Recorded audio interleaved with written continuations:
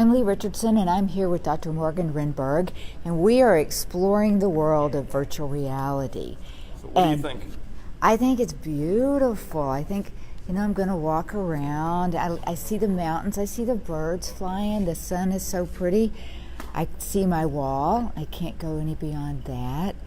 But the sun is so bright, and the mountains, the depth of everything is it's so real. It really is. It's so refreshing. So I don't want to wrap myself up in... Oh, I got you. Don't worry about that. Okay. Well, why don't you explain kind of what's going on here?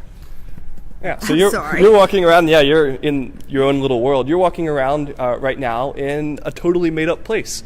But to you, it looks very real. And that's the idea behind virtual reality, is we can take virtual worlds and turn them into places that feel real to the user. And because it's all done within a computer, there's the same level of infinite possibility that you have in a video game or in a Hollywood film.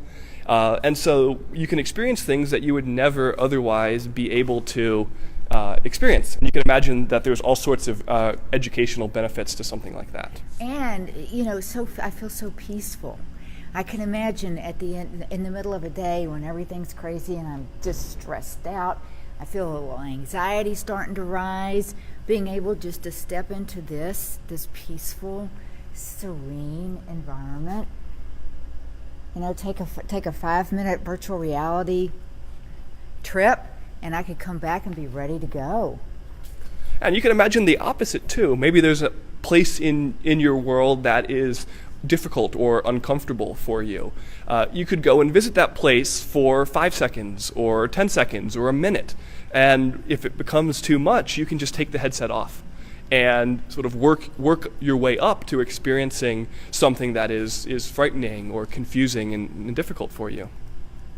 So for somebody that's been maybe coming back from war, somebody that's been in the military, somebody suffering from PTSD, this would be a way, with the right therapeutic intervention wrapped around it, a way to kind of embrace that and lean into it instead of run away from it. Yeah, absolutely. We should think about VR as a tool. It's not the solution itself. Just you need the therapist. You need all of the understanding of what the problem is and what the right treatment is. VR is just a new tool to have to bring that all together. Well, thank you so much for sharing this with me today. It was fabulous. Yeah, we're glad to have you. Thanks for being here.